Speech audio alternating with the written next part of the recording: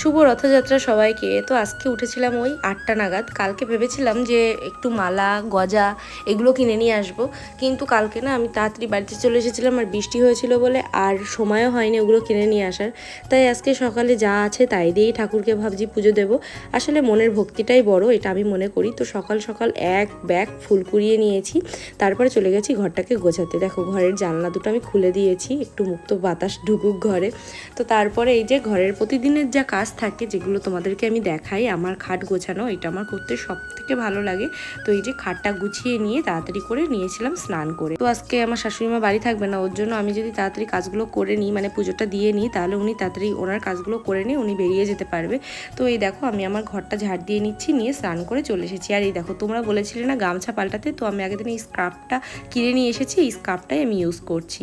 তো কেমন লাগছে অবশ্যই জানিও। আর চলো আজকে তোমাদের কিছু কমেন্টের উত্তর দেওয়া যাক। তো এখানে প্রিয়াঙ্কা ব্লগস আর টিনা মণ্ডল দুজনেই কমেন্ট করেছে যে দিদিভাই স্নান করে উঠে ফল খেতে নেই। হ্যাঁ গো, এটা আমিও জানি, কিন্তু আমার না কিছুদিন ধরে মনেই ছিল না। তোমরা আমাকে মনে করিয়ে দিলে, তার জন্য অনেক ধন্যবাদ গো। তারপর রিমি ভ্লগস নামে একটা বোন কমেন্ট করেছে, দিদিভাই ফার্স্ট কমেন্ট, খুব মিষ্টি লাগছে তোমাকে। থ্যাংক ইউ বোন। তো এই দেখো আমি না ঘটে এইভাবে সিঁদুর পরাই, তোমরা কিভাবে এই স্বস্তিক চিহ্নটা আঁকো অবশ্যই কিন্তু আমাকে জানিও।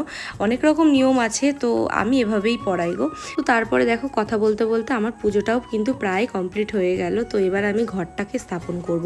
তলায় মাটির ডেলাত দিতে হয়, আমাদের বাড়িতে ছিল, কিন্তু এখানে না ওই দুব্ব আর হচ্ছে একটুখানি ধান দিয়ে বসালেই হয়ে যায়। তো তারপরে যে তুলসী তলায় আমি জল দিয়ে নিলাম। ছোটোবেলার থেকেই না প্রতিবার এই দিনে বিকেলবেলা হলেই আমি যেতাম হচ্ছে আমাদের কালীবাড়িতে, ওখানে রথ থাকতো, সেই রথ টানতে। এখন না সেই ইমোশনগুলো কোথায় হারিয়ে গেছে। বাইরে বৃষ্টি হলে এখন আর বাড়ির বাইরেই বেরোতে ইচ্ছা করে। বিকেলের দিকে যাওয়ার ইচ্ছা আছে, একটুখানি রথের দড়ি টানবো। আর যদি বৃষ্টি হয় তাহলে আর বেরোবো না, যদি বৃষ্টি না হয় তাহলে বেরোবো, আর না হলে একেবারে উল্টো রথের দিন রথের দড়িটা টেনে আসবো। তোমরা কারা কারা আজকে রথ দেখতে যাবে অবশ্যই কিন্তু কমেন্ট করে জানিও। রথে তো জিলিপি আর পাঁপড় ভাজা একদম ম্যান্ডেটরি। আমার না জিলিপি আর পাঁপড় ভাজা একসাথে খেতে খুব ভালো লাগে, কিন্তু বেশি জিলিপি আমি খেতে পারি না, গা গলায় বেশি মিষ্টির জন্য। তো এই যে আমি তারপরে দেখো শুয়ে পড়েছিলাম, কাজকর্ম সব হয়ে গেছিলো, পুজো টুজো দেওয়া। তারপর আমার বর ফোন করে বলছে বাড়ি যা রান্না হয়েছে আমি খাবো না, তুই আমার জন্য হচ্ছে ভাত আর এই পোলাও আর চিকেন কষা বানা। মানে আমার শাশুড়ি রান্নাবান্না করে, তো উনি করে থুয়ে গেছে, ও খাবে না, ও হচ্ছে পোলাও চিকেন কষা খাবে। তো এই যে আমি আবার পোলাও চিকেন কষা রান্না করলাম ওর জন্য। তো এই পোলাওটা না দেখো কতটা ঝুরঝুরে হয়েছে, আমার হাতের পোলাও কিন্তু ভীষণ ঝুরঝুরে হয়।